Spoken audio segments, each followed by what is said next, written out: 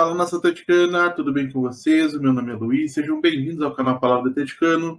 E no vídeo desse domingo a gente vai falar do empate entre Atlético Paranaense e Red Bull Bragantino em partida válida pela 26ª rodada do Brasileirão 2023. Então fiquem comigo que logo depois da vinheta a gente volta para falar tudo sobre essa partida.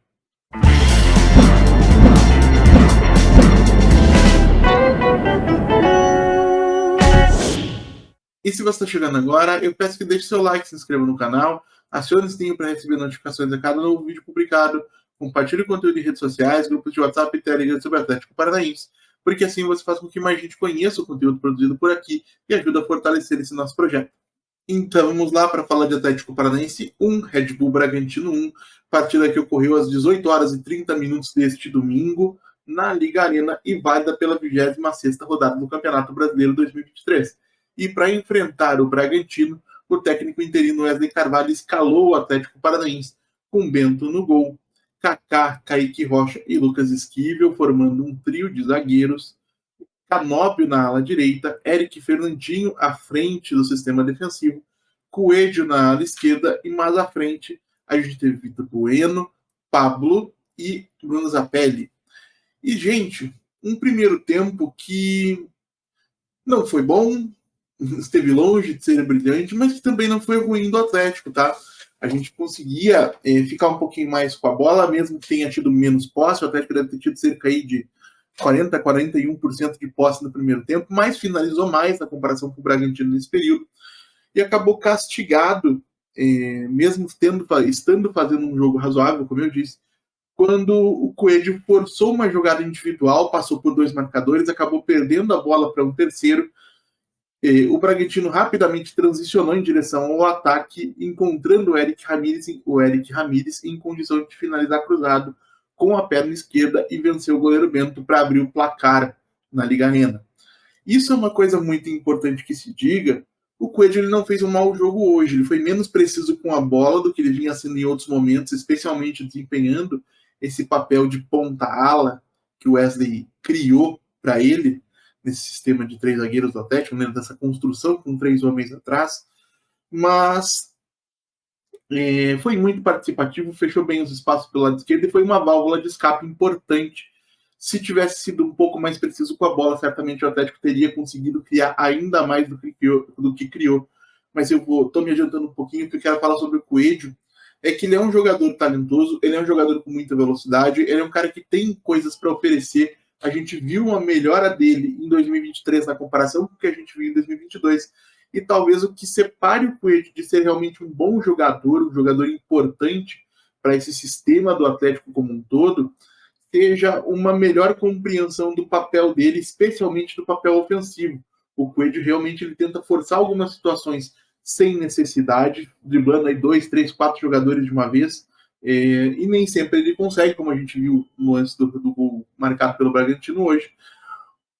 O papel do ponta, de um modo geral, não é driblar todo mundo, até porque driblar todo mundo e acabar dentro do gol, independentemente da posição do jogador, sempre vai ser uma coisa muito excepcional, uma coisa de jogadores muito talentosos, jogadores extra classe.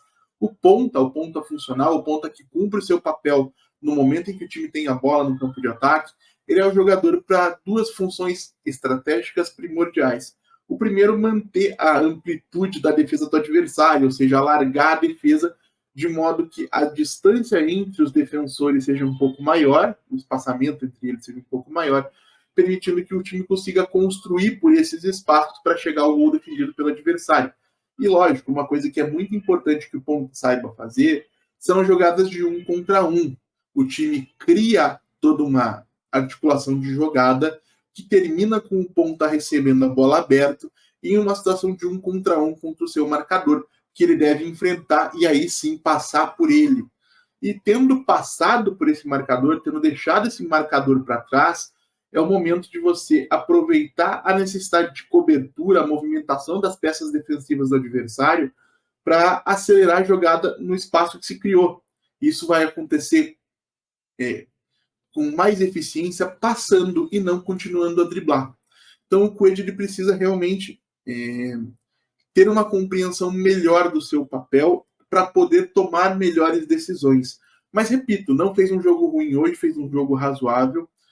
tem sido importante para o Atlético nesse período de ausência do Christian, para fazer essa ala esquerda especialmente, e eu ainda sigo acreditando que o Coelho, em 2024, né, talvez possa ser um jogador ainda mais importante para o Atlético.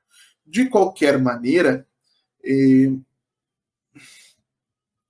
estava falando, o Coelho disputou muita bola, lutou muito o tempo todo, ele e o Eric, principalmente, foram dois jogadores que batalharam bastante para que o Atlético conseguisse impor um determinado ritmo no meio de campo e criar dentro do jogo.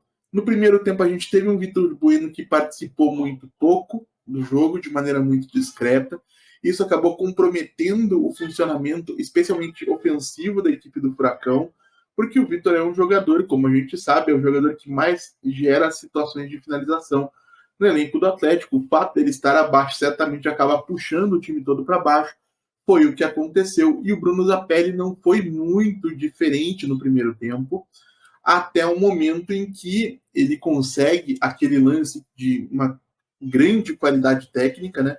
Fazendo o que a gente chama de controle direcionado, ou seja, dominando a bola, já colocando a bola em posição de dar sequência para a jogada. Ele vê muito bem a movimentação do Pablo nas costas da defesa, coloca a bola por fora, deixando o Pablo em condições de finalizar. Pablo que finalizou com muita precisão essa jogada, empatando o jogo na primeira etapa e mandando os times para o vestiário com o placar empatado em 1-1. No segundo tempo, diferentemente do que a gente viu no primeiro, a gente teve um crescimento do número de participações, da efetividade do Vitor Bueno em campo. Isso foi importantíssimo para que o Atlético conseguisse ganhar volume de jogo, e esse crescimento do Vitor Bueno somado a um crescimento que também aconteceu no jogo do Bruno Zapelli, especialmente depois que ele consegue, repito, a assistência para o gol do Pablo, existe um meio de confiança, talvez um alívio por aquilo que ele conseguiu produzir. O Atlético ganha muito em dinamismo no meio de campo e o Porti acaba criando mais algumas oportunidades, criando e desperdiçando. Acho que o lance que mais me chamou a atenção foi aquela jogada que o Eric chega de trás, né? E acaba cabeceando a bola na trave. Depois acho que o próprio Vitor Bueno tenta finalizar, mas acaba escorregando. Mas o Atlético fez um bom jogo, fez um bom segundo tempo, principalmente depois de um primeiro tempo bastante aceitável. Infelizmente a vitória não veio, o Atlético teve menos posse no segundo tempo também, por 46%, estou confirmando aqui, mas novamente teve mais finalizações que o adversário que não era qualquer time, era o vice-líder da competição. E esse empate, gente, eu sei que o resultado decepciona, especialmente quando a gente fala de perder mais uma oportunidade de se aproximar do grupo de clubes que ocupam a parte mais alta da tabela. Se o Atlético tivesse vencido hoje, seria o sexto colocado a 2 pontos do vice-líder, que seria o próprio Red Bull Bragantino. Então, é evidente que a torcida fica chateada, porque não é a primeira vez que o Atlético faz um jogo suficiente para sair de campo em uma posição muito boa na tabela de classificação e acaba decepcionando por um ou outro motivo. Mas o desempenho, diferente do que vinha acontecendo, me encorajou um pouco mais, especialmente no segundo tempo. O Atlético conseguiu trabalhar melhor, principalmente quando alguns jogadores, especialmente aí Fernandinho, Vitor Bueno e Bruno Zapelli, tiveram a oportunidade de se aproximar entre si para trabalhar com a bola. Isso é uma coisa que o Wesley teria que explorar cada vez mais. O Vitor e o Bruno, no primeiro tempo, ficaram muito abertos o tempo todo. Eles têm que procurar as costas dos volantes adversários, têm que procurar a região mais central do gramado, que inclusive é mais confortável para ambos. E principalmente tem que estar sempre um perto do outro para que haja oportunidades de jogadas combinadas e o Atlético consiga potencializar o talento desses jogadores.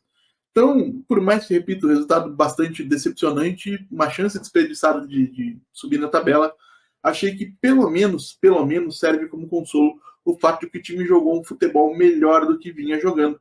É torcer para que isso continue assim.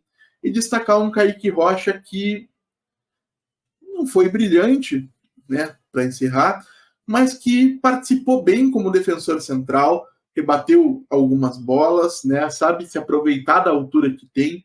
Com a posse de bola também foi bastante preciso, né, com as suas participações.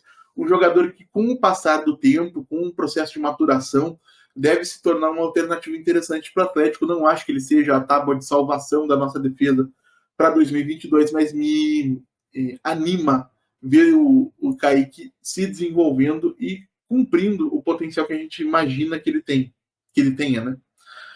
Gente, então é isso, gente. Eu agradeço a audiência e a paciência de vocês. Peço mais uma vez que deixem um like, se inscrevam no canal, compartilhem o conteúdo nas redes sociais. A gente volta a fazer o Atlético Paranaense amanhã aqui no canal Palavra Atleticano. Muito obrigado mais uma vez pela atenção de todos e até a próxima.